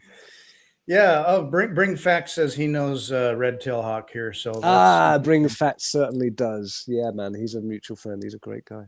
What's up, Bring Cool. Facts? Nice that you're in the space.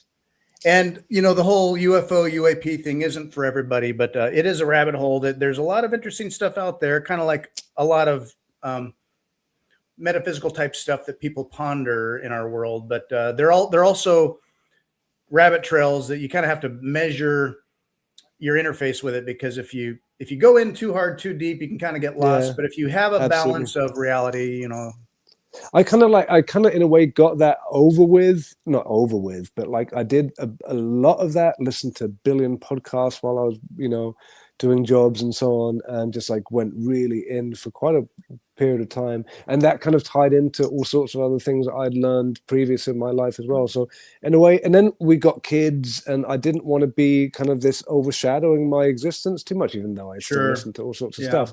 But now I feel that I've kind of, for myself, for my own purposes, I've got like things make sense to me, correlate in a nice way. It kind of, I've got an overview that I'm content with, and so my mind is free to paint dots all day. yeah.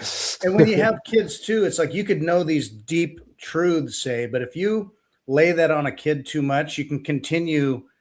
I mean, they can't necessarily, it's not healthy for a kid necessarily till they're matured or grown up and Yeah. ready for their own Well, thing. So, we were working at the time when we had the kids. We were working in a Steiner school, a Rudolf Steiner school, a Waldorf one, and so they kind of like had the first years of their schooling were with them, and which is very cool because they are very Rudolf Steiner. I don't know if you're aware of him, like very much to do with these kind of like yeah, the fractal nature, the kind of energies and all of this kind of stuff, you know. Anthroposophy, right? Yeah, exactly.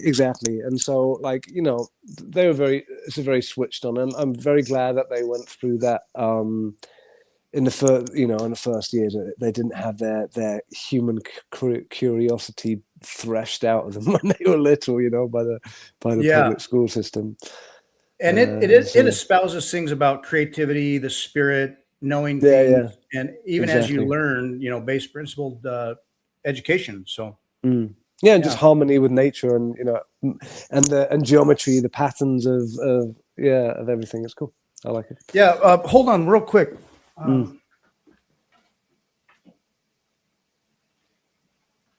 I just happened to. A coworker was into Rudolf Steiner a lot, and anyway, he got some books. Anthroposophy. What is anthroposophy? Rudolf Steiner, social and antisocial forces.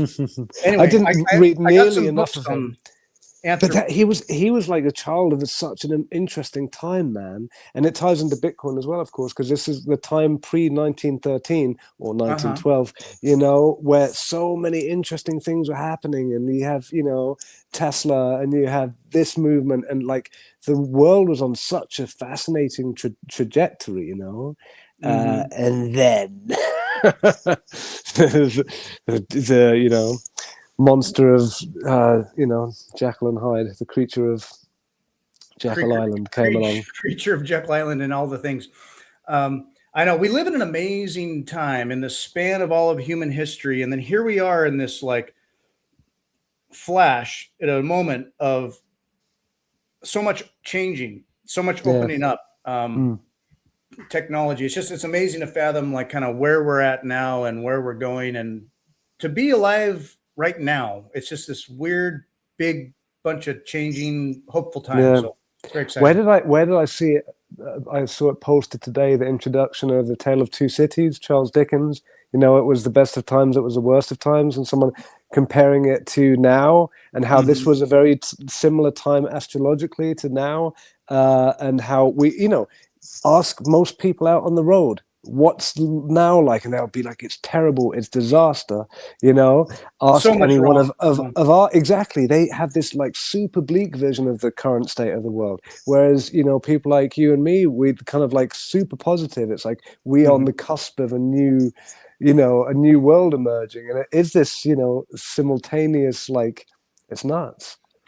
And I think what could be happening is that, like, even as things are getting better, or that we have so many opportunities and open doors accessible, we're also becoming more aware. And so, like before, you just didn't see it. It was just like, it is what it is, and I get I get my news at 6 p.m. on this channel.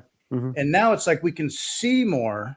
So just by seeing more, we're like, oh my gosh, like I didn't know things were so bad. And it's not that they're worse in every way. It's just that we're capable of seeing it, and through that we can grow and, you know, move forward.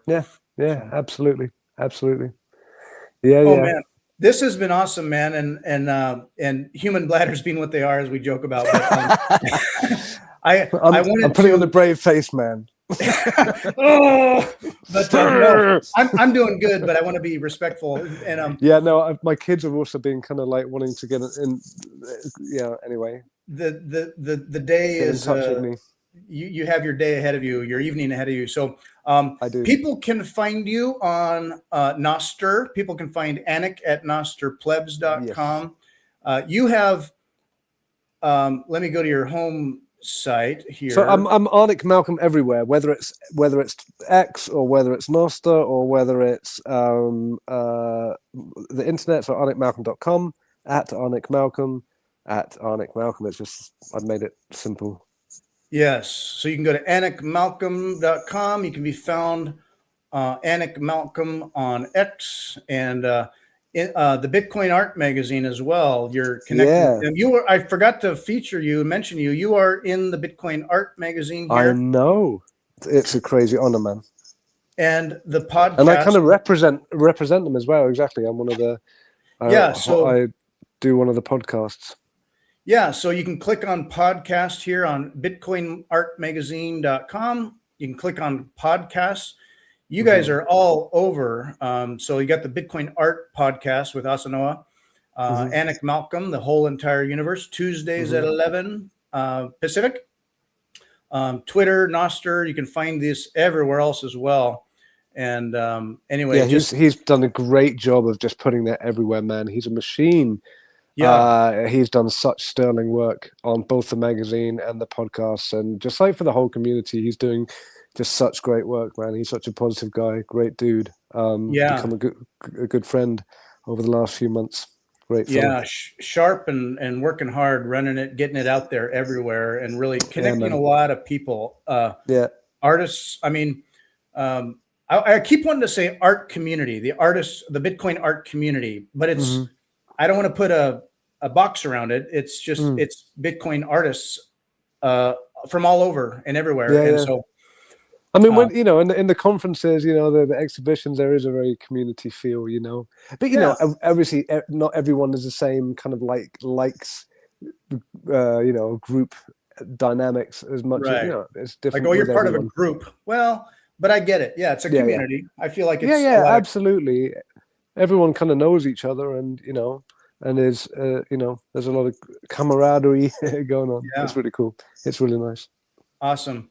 Well, I super appreciate you joining me and spending so much time with dude. me. It's been fun. I'll be listening and watching what comes in your work on your podcasts, and Thank you, people can find you. You're doing a lot of great work. I'm excited thank to you. see how your current project evolves and when it's done, what it'll look like. So Yeah, well, actually, I forgot to mention it's oh like yeah. because the original idea of Una's was a sculpture, so I want to do a room-sized one, manageable, but also we're currently like in the beginning stages of making a public sculpture happen, hopefully in Roatan, and Oh that's going to be wow. kind of like happening over time with people contributing as they can and so on. But that's kind of like a grand vision. That will be massive. It's like 20-foot, 24-foot high sculpture of like 21 million like glass balls Oh wow. manufactured on site. It's cool. So it's quite ambitious.